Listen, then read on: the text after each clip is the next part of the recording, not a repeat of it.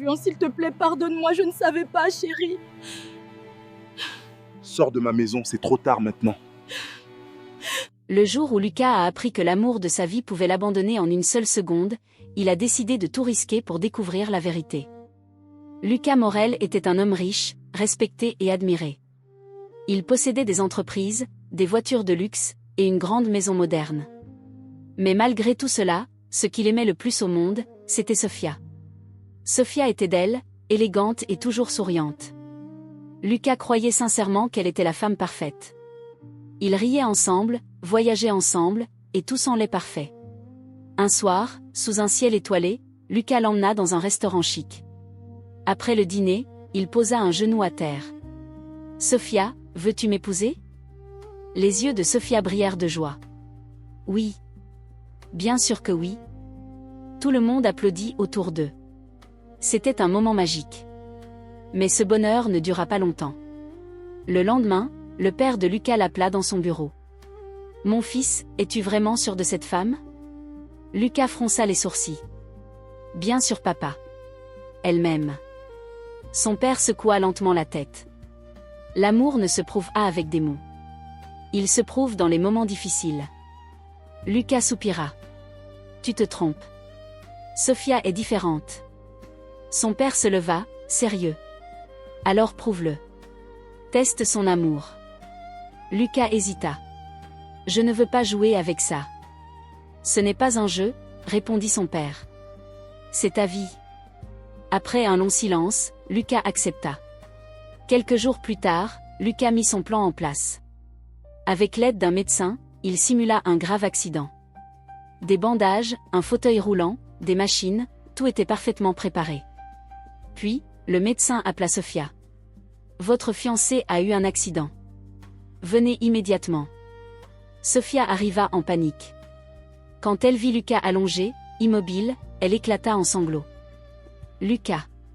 Mon amour. » Lucas parla faiblement. « Je ne pourrai peut-être plus marcher. » Sofia pleura encore plus fort. « Je serai toujours là pour toi, je te le promets. » Lucas ferma les yeux. Une partie de lui voulait croire à ses mots. Mais le vrai test ne faisait que commencer. Le soir même, Sofia rentra chez elle en pleurant. Sa mère l'attendait dans le salon. « Qu'est-ce qu'il se passe ?» Sofia expliqua tout. Sa mère resta silencieuse, puis dit calmement. « Et maintenant ?» Sofia hésita. « Je ne sais pas. » Sa mère soupira. « Tu es jeune. Tu veux vraiment passer ta vie à t'occuper d'un homme en fauteuil roulant ?» Sofia baissa la tête. « Je l'aime. »« L'amour ne suffit pas, » répondit sa mère froidement. « La vie est longue. » Sofia resta silencieuse. Puis sa mère ajouta. « Il y a quelqu'un d'autre qui peut s'occuper de lui. » Sofia leva les yeux. « Qui ?» Sa mère sourit légèrement. « Clara. » Clara était la demi-sœur de Sofia. Une fille simple, gentille, toujours silencieuse. Elle faisait tout dans la maison sans jamais se plaindre. « Elle est habituée à servir », continua sa mère. « Laisse-la faire. » Sofia réfléchit, puis hocha lentement la tête. « Oui, tu as raison. » Le lendemain, Sofia retourna à l'hôpital. Lucas la regarda avec espoir. Mais ce qu'elle dit ensuite, brisa son cœur. « Lucas, je suis désolée, je ne peux pas faire ça. » Lucas resta figé. « Quoi ? Je ne suis pas assez forte pour cette vie. » Lucas sentit une douleur profonde. « Mais tu m'aimes. » Sofia détourna le regard. « Je vais envoyer Clara pour s'occuper de toi. » Puis, elle partit. Sans se retourner.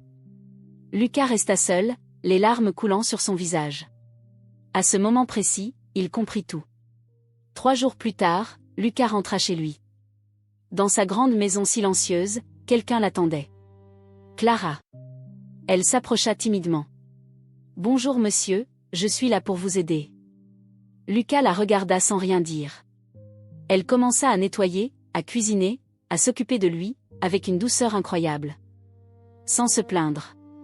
Sans rien demander. Les jours passèrent. Sofia, elle, ne venait presque jamais. Toujours occupée. Toujours une excuse. Mais Clara était là. Chaque jour. Chaque nuit. Un soir, Lucas lui posa une question. Pourquoi fais-tu tout ça? Clara sourit doucement. Parce que je sais ce que ça fait d'être abandonné. Lucas resta silencieux. Je ne veux pas que vous ressentiez ça, ajouta-t-elle. À accent grave ce moment-là, quelque chose changea dans le cœur de Lucas. Il comprit enfin. Le vrai amour n'était pas celui qu'il croyait. Les jours passaient, et Lucas observait. Il observait tout. Les silences, les gestes, les regards. Et surtout, les actions. Clara se levait chaque matin avant lui. Elle préparait son petit déjeuner, nettoyait la maison, puis revenait doucement vers lui avec un sourire simple. « Bonjour monsieur Lucas, vous avez bien dormi ?» Lucas hocha la tête. « Oui, merci. » Elle l'aidait à se lever, à s'asseoir correctement dans son fauteuil, à manger, toujours avec patience. Jamais un soupir. Jamais une plainte. Même quand elle était fatiguée, elle continuait. Un après-midi, Lucas regardait par la fenêtre. Le soleil brillait. Mais son cœur, lui, était en pleine réflexion. « Sophia ne vient plus, dit-il doucement. Clara resta silencieuse. « Tu peux dire ce que tu penses, ajouta Lucas. Clara hésita. Elle a peut-être peur. Lucas sourit légèrement. Ou peut-être qu'elle ne m'aimait pas vraiment. Clara ne répondit pas. Mais son regard disait tout. Le soir même, Lucas décida d'appeler Sophia. Elle répondit après plusieurs sonneries. « Allô ? Sophia, c'est moi. »« Oh. Lucas, comment tu vas ?» Sa voix semblait distante. « J'ai besoin de toi ici. » Un silence. « Lucas, je suis très occupée en ce moment. » Lucas serra les dents. « Je suis ton fiancé. »« Oui mais, comprends-moi, c'est difficile. » Lucas ferma les yeux. « D'accord, je comprends. » Il raccrocha. Mais au fond, il savait déjà. Les jours suivants confirmèrent tout. Sophia ne venait presque plus. Elle sortait, voyait ses amis, profitait de la vie. Comme si Lucas n'existait plus. Pendant ce temps, Clara restait. Toujours là. Toujours présente. Un soir, alors qu'elle rangeait la cuisine, Lucas l'appela. « Clara, viens t'asseoir. » Elle hésita. « Je dois finir. »« Assieds-toi. » Elle obéit. Lucas la regarda sérieusement. « Tu mérites une meilleure vie que ça. » Clara sourit doucement. « Ma vie est très bien. Tu passes tes journées à t'occuper de moi. Parce que je le veux. » Lucas fronça les sourcils. « Tu ne veux rien en retour ?» Clara secoua la tête. « Non. » Pourquoi ? Elle prit une petite respiration. « Parce que, quand on fait quelque chose avec le cœur, on n'attend rien. » Lucas resta silencieux. Ces mots le touchèrent profondément. Ce soir-là, Lucas ne dormit presque pas. Il pensait à Sophia, à Clara, à tout. Et surtout, à la vérité. Le lendemain, son père vint lui rendre visite. « Alors, as-tu compris maintenant ?» Lucas soupira. « Oui, tu avais raison. » Son père s'assit en face de lui. « Mais le test n'est pas encore terminé. » Lucas leva les yeux. « Que veux-tu dire ? » Va chez Sophia. Dis-lui que tu veux toujours l'épouser. Lucas resta silencieux. Si elle accepte, alors peut-être que tu t'es trompé. Et si elle refuse ? Son père le regarda droit dans les yeux. Alors tu seras enfin libre. Lucas hésita. Mais au fond de lui, il connaissait déjà la réponse. D'accord, j'irai. Le lendemain, Lucas arriva chez Sophia. Elle était assise dans le salon, sur son téléphone. Quand elle le vit, elle força un sourire. Oh. Lucas, tu es venu. Lucas s'approcha calmement. Oui. Je suis venu parler. Sa mère arriva aussi. Bonjour Lucas. Lucas inspira profondément. Je veux continuer le mariage. Un silence lourd remplit la pièce. Le père de Sophia s'en l'a surpris, mais content. C'est une bonne décision. Mais Sophia resta figée. Elle regarda sa mère. Puis Lucas. Puis, elle parla. Lucas, je ne peux pas. Le cœur de Lucas se serra. Pourquoi? Sophia détourna les yeux. Je ne suis pas prête pour cette vie. Quelle vie? Une vie avec un homme handicapé. Les mots tombèrent comme un coup. Lucas sentit tout s'effondrer. Donc, tu m'abandonnes? Sophia murmura. Je suis désolée. Sa mère ajouta froidement. Tu trouveras quelqu'un d'autre. Lucas resta silencieux. Puis, il hocha la tête. Sans colère. Sans cri. Juste, calme. Merci. Il tourna son fauteuil, et partit. Dehors, l'air semblait plus lourd. Mais son cœur, lui, était plus clair. Ce soir-là, Lucas rentra chez lui. Clara l'attendait. Vous êtes fatigué? Lucas la regarda longtemps. Puis il dit doucement. Clara, j'ai une question. Elle s'approcha. Oui? Lucas sortit une petite boîte. Et l'ouvrit. À l'intérieur, une bague. Les yeux de Clara s'écarquillèrent. Lucas? Veux-tu m'épouser? Le silence remplit la pièce. Clara recula légèrement. Moi? Oui. Mais, je ne suis rien. Lucas secoua la tête. Tu es tout. Les larmes montèrent dans les yeux de Clara. Tu es la seule qui est restée. Sa voix trembla. Tu es la seule qui m'a aimée, sans condition. Clara pleura doucement. Oui, j'accepte. Pour la première fois depuis longtemps. Lucas se sentit vraiment heureux. Mais l'histoire n'était pas encore terminée. Car bientôt, la vérité allait exploser. Le mariage eut lieu un mois plus tard. C'était une cérémonie simple, mais pleine d'émotion. Lucas était élégant dans son costume. Clara, elle, était magnifique dans sa robe blanche. Elle n'avait jamais été aussi heureuse. Les invités étaient peu nombreux, mais sincères. Il n'y avait ni Sophia, ni sa mère. Elles avaient choisi de ne pas venir. Pour elles, ce mariage n'avait aucune valeur. Mais pour Lucas et Clara, c'était le début d'une nouvelle vie. Après la cérémonie, ils partirent en lune de miel dans un endroit calme et luxueux. Une villa au bord de la mer. Le bruit des vagues. Le vent doux. Tout était parfait. Le deuxième soir, Clara rangeait leurs affaires. Lucas était assis dans son fauteuil, comme toujours.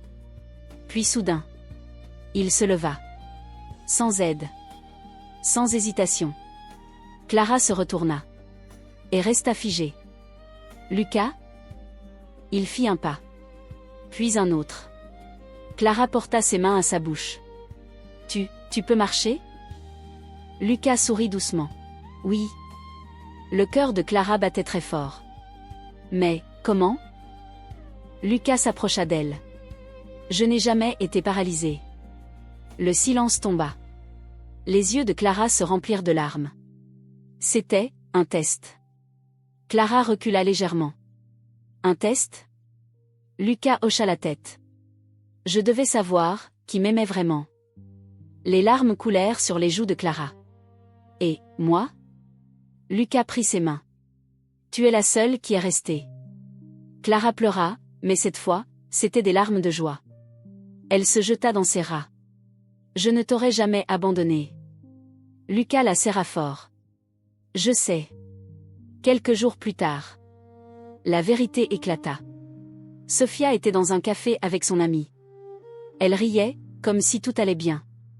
Mais son amie la regarda sérieusement. Sophia, j'ai vu Lucas. Sophia leva les yeux. Et alors? Il marchait. Le sourire de Sophia disparut. Quoi? Il marchait normalement. Sophia se leva d'un coup. Tu es sûre? Oui, et il était avec Clara. Le cœur de Sophia se mit à battre très fort. Sans réfléchir, elle prit ses clés et partit. Elle arriva chez Lucas. Elle frappa à la porte. Clara ouvrit. Sophia entra directement. Où est Lucas? Clara resta calme. Il n'est pas là. Sophia serra les poings. Tu savais, n'est-ce pas? Clara secoua la tête. Non. Sophia cria. Tu m'as volé, tu es partie. Sophia tomba à genoux. Non, je t'en supplie. Lucas détourna le regard. Pars. Clara s'avança. Mais cette fois, elle n'était plus faible. Sophia, rentre chez toi. Sophia cria. Tu n'es rien. Clara répondit calmement. Peut-être, mais j'ai son amour. Sophia partit en pleurant. Chez elle. Elle affronta sa mère. Tu m'as détruite. Sa mère fronça les sourcils. De quoi parles-tu? Lucas n'était pas paralysé. Sa mère resta figée. Quoi? C'était un test, et j'ai échoué. Le silence remplit la pièce. Puis sa mère murmura. Ce n'est pas possible. Sophia s'effondra en larmes. J'ai tout perdu. Son père entra. Et dit simplement. Je t'avais prévenu. Les jours passèrent. Sophia vivait dans le regret. Elle repensait à tout. Chaque mot. Chaque décision. Mais c'était trop tard. Pendant ce temps, Lucas et Clara vivaient heureux. Un matin, Clara se tenait devant un miroir. Sa main sur son ventre. Elle souriait. Lucas arriva derrière elle. Tu es magnifique. Clara murmura. Nous allons avoir un bébé.